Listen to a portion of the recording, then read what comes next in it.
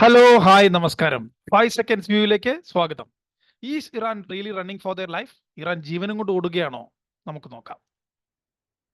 What is really happening between Iran and Israel? ഇതൊരു boxing match ആണോ? Iran ഇസ്രായേലിന്റെ മുകളിലേക്ക് കുറച്ച് ഡ്രോൺ അറ്റാക്ക് നടത്തി. സിറിയയിലുള്ള അവരുടെ എംബസിക്ക് മുകളിൽ ഇസ്രായേൽ ബോംബ് വർഷിച്ചതിന് പ്രതികാരമായി. അതിനുശേഷം ഇസ്രായേൽ ഇപ്പോൾ കുറച്ചു നേരം മുമ്പ് ഇറാന്റെ മുകളിലേക്ക് വീണ്ടും കുറച്ച് ഡ്രോണുകൾ അയച്ചിരിക്കുന്നു. ഡിസൈസീവ് ആയിട്ടുള്ള സ്ട്രൈക്ക് ആണെന്നാണ് വെസ്റ്റേൺ മീഡിയ പറയുന്നത്. ആണോ? നമുക്ക് നോക്കാം. എന്താണ് നരേറ്റീവ് ഈ വെസ്റ്റേൺ മീഡിയ ഇപ്പോൾ ഫിക്സ് ചെയ്യാൻ ശ്രമിക്കുന്നത്? ഇസ്രായേൽ ഒരു ഡിസൈസീവ് വിക്ടറി ഇറാന്റെ മുകളിൽ നേടിക്കഴിഞ്ഞു. ഇറാൻ പേടിച്ച് അരണ്ട് ഖുമൈനി ഓടി ഒളിച്ചിരിക്കുകയാണ്. ഇറാൻ യാചിക്കുകയാണ് ഗ്ലോബൽ പവേഴ്സിന് മുമ്പിൽ, എൻ്റെ ന്യൂക്ലിയർ ഫിസൈൽ മെറ്റീരിയലും എൻ്റെ ന്യൂക്ലിയർ ബോംബും എങ്ങനെയെങ്കിലും ഒന്ന് ന്യൂട്രലൈസ് ചെയ്താ, അല്ലെങ്കിൽ ഇസ്രായേലിന്റെ ബോംബാക്രമണത്തിൽ കൊളാട്രൽ ഡാമേജ് കൂടും. ഇറാന്റെ മിലിറ്ററി ഒരു ശക്തിയുമില്ലാത്ത മിലിറ്ററിയാണ്. അവരുടെ മിസൈലുകൾ പൊങ്ങുമ്പോൾ ഒരു ട്രാക്ടർ ഓടാവുന്ന സൗണ്ടിലാണ് ഇറാനിയൻ മിസൈൽസ് പൊങ്ങുന്നത്. ഇറാന്റെ പോപ്പുലേഷൻ ഓൾറെഡി അവിടുത്തെ അഡ്മിനിസ്ട്രേഷൻ എഗെയിൻസ്റ്റ് ആയി കഴിഞ്ഞു. അവർ ഡെമോക്രസിയെ വാരിപ്പുണരാൻ റെഡിയായി നിൽക്കുകയാണ്. ഇനി ഈ ഇസ്രായേൽ ഒരു ഡിസൈസീവ് വിക്ടറി ഇറാന്റെ മുകളിൽ നടത്തിയതിനു ശേഷം now the ball is in Iran's court. തിരിച്ചടിക്കാനുള്ള ധൈര്യമുണ്ടെങ്കിൽ തിരിച്ചടിക്കട്ടെ. ഇറാൻ അവരുടെ ജീവിതം കൊണ്ട് ഓടി രക്ഷപ്പെടുകയാണ്. ഇതാണ് വെസ്റ്റേൺ മീഡിയ ഹാൻഡ്ലേഴ്സ് ഇവിടെ പരത്താൻ ശ്രമിക്കുന്ന ഒരു നരേറ്റീവ്. പക്ഷെ സത്യം എന്താണ്? What is the truth and why it is the truth? എന്ത് കാര്യങ്ങളാണ് യുദ്ധത്തിന് മുമ്പും അതിനുശേഷവും ചേഞ്ച് ആയത്? എന്ത് കാര്യങ്ങളാണ് യുദ്ധത്തിന് മുമ്പും അതിനുശേഷവും അതുപോലെ തന്നെ നിൽക്കുന്നത്, അത് കണ്ടിന്യൂ ചെയ്യുന്നത്? This is what decide what is A truth. യുദ്ധത്തിന് മുമ്പും അതിനുശേഷവും ഇസ്രായേലിന് ഒരു ഡിസ്പ്രപ്പോർഷനേറ്റ് ആയിട്ട് ഡിസൈസീവ് അറ്റാക്ക് ഇറാന്റെ മുകളിൽ നടത്താനുള്ള കപ്പാസിറ്റി ഉണ്ടായിരുന്നില്ല. അവർക്ക് ചെയ്യാൻ സാധിക്കുമായിരുന്നില്ല. അവർ ചെയ്തതുമില്ല. നോൺ സ്റ്റേറ്റ് മേഴ്സണറി വാർഫെയർ ഇവിടെ കണ്ടിന്യൂ ചെയ്ത് തന്നെ നടക്കും. നോൺ സ്റ്റേറ്റ് മേഴ്സണറീസിനെ ഇറാൻ സപ്പോർട്ട് ചെയ്യുന്ന ഹെസ്ബുള്ള, ഹമാസ്, ഹൂത്തീസ് അവർ വീണ്ടും ഇസ്രായേലിന് മുകളിൽ അറ്റാക്ക് നടത്തിക്കൊണ്ട് തന്നെ ഇരിക്കും.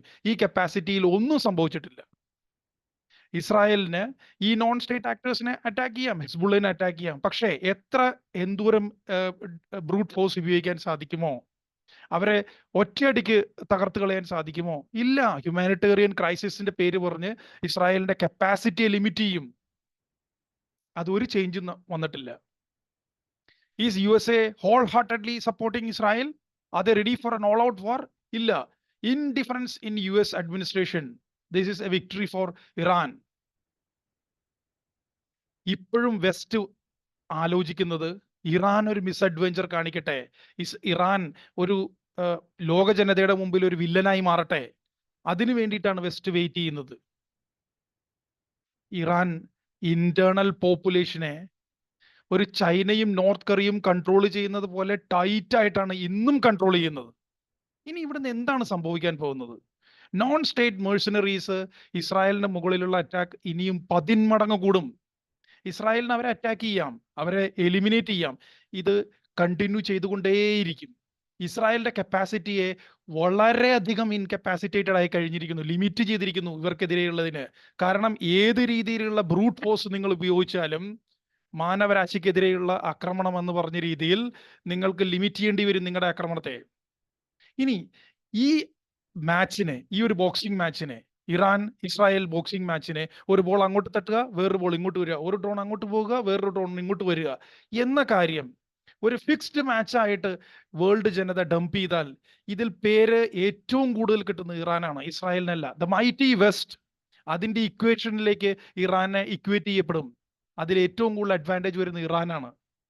ഇറാൻ ഇനി ഈ ഒരു വിന്നിംഗ് പൊസിഷനിൽ വരുന്ന Iran, even Sunni factions of non state actors അവരുടെ ഉള്ളിൽ പോലും ഡോമിനന്റ് പൊസിഷനിലേക്ക് വരും.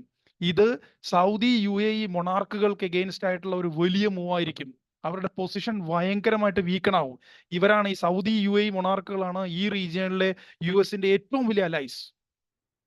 ഇനി ഒരു ഡിസൈസീവ് വാറിന് വേണ്ടി ഇസ്രായേൽ തയ്യാറായാൽ അത് ഈ ഗ്ലോബൽ ഇക്കോസിസ്റ്റത്തെ ഒരു റഷ്യൻ ഉക്രൈൻ വാർ എങ്ങനെ അഫക്റ്റ് ചെയ്തോ അതിനേക്കാൾ 100 മടങ്ങായിരിക്കും അഫക്റ്റ് ചെയ്യാൻ പോകുന്നത്. Now, you tell me, is Iran really running for their life? Thank you so much. This is 5 seconds view on is Iran really running for their life? You decide.